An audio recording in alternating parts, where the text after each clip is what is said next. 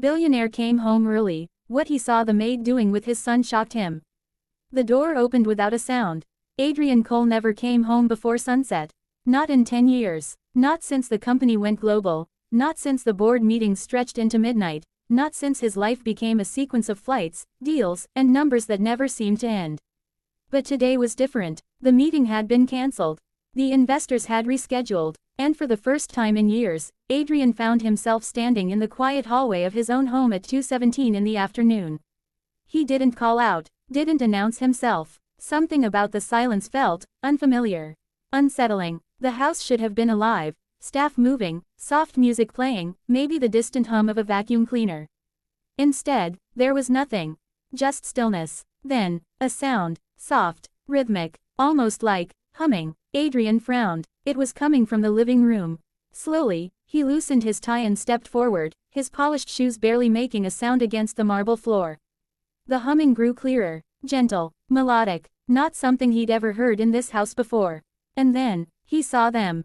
At the far end of the living room, near the large window, sat his son. Evan, 7 years old, silent, withdrawn, a boy who hadn't spoken a full sentence in over 3 years. A boy who barely reacted to anyone, including his own father. But right now, Evan was laughing, not loudly, not wildly, but undeniably, laughing. Adrian froze, because sitting across from him was the maid. Her name was Lila. She had been working in the house for barely 3 weeks. Quiet, efficient, invisible, almost. Adrian had hardly noticed her. Until now, because Lila was sitting cross-legged on the floor, her uniform slightly wrinkled, her hair tied back loosely, and in her hands was a set of mismatched toys Adrian didn't even recognize. Old toys. Worn-out toys. Not the expensive, untouched gadgets that filled Evan's room. And she was doing something strange. She was acting. No, no, Captain, Lila said in a playful whisper, holding up a small plastic figure. The spaceship is going to crash. She tilted the toy dramatically. Evan's eyes widened. Then, he reached out. Quickly, urgently. No, he said. Adrian's breath caught in his throat. No, that wasn't possible. Evan didn't speak. Doctors had said it clearly. Selective mutism, sensory processing issues, emotional withdrawal. Words that had piled up over the years until Adrian stopped trying to understand them. But now, he had heard it, clear as day. No. Lila smiled gently. Oh, she teased softly. Then what should we do, Captain? Evan hesitated. His small hands trembled slightly. Then he pointed at another toy. The blue one, he whispered. Adrian felt the world tilt. For a moment, he couldn't move. Couldn't think. All he could do was stand there, watching a reality that didn't make sense. His son, who barely acknowledged his presence, was sitting on the floor, speaking, playing, engaging. With someone else. With the maid. A sharp feeling twisted in his chest. Not anger. Not yet. Something deeper. Something heavier.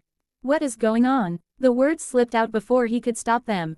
Both heads turned. Evan flinched. Immediately. His body tensed, shoulders rising, eyes darting away. The laughter vanished, like it had never existed. Lila stood up quickly. I'm sorry, sir, she said, her voice calm but cautious. I didn't realize you were home.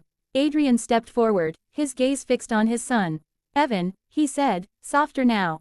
Look at me. But Evan didn't. He curled slightly into himself, clutching one of the toys. Tightly. Silent again. Adrian's jaw tightened. What were you doing? He asked, turning to Lila.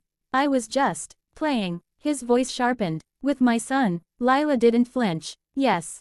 Adrian let out a short, disbelieving laugh. Playing, he repeated. Do you have any idea how many specialists I've hired? How many therapists have tried to get him to do exactly what you were just doing? Lila's expression softened. I don't know about specialists, she said gently. I just saw a child who wanted to be heard. Adrian's eyes narrowed. He doesn't talk. He does, Lila replied quietly. Just not the way most people expect. Silence filled the room, heavy, tense. Adrian ran a hand through his hair, pacing slightly. This is inappropriate, he said finally. You're here to clean, not to connect. Lila finished, her voice still calm. Adrian stopped. Something in her tone made him pause. I wasn't overstepping, she continued. I was listening. To what? Adrian snapped. He wasn't even speaking until.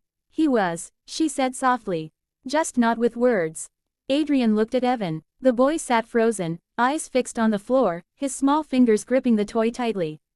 The same toy he had chosen. The same toy he had named. "Leave us," Adrian said quietly. Lila hesitated, then nodded. "Of course." As she walked past him, she added softly. "He likes stories where he's in control.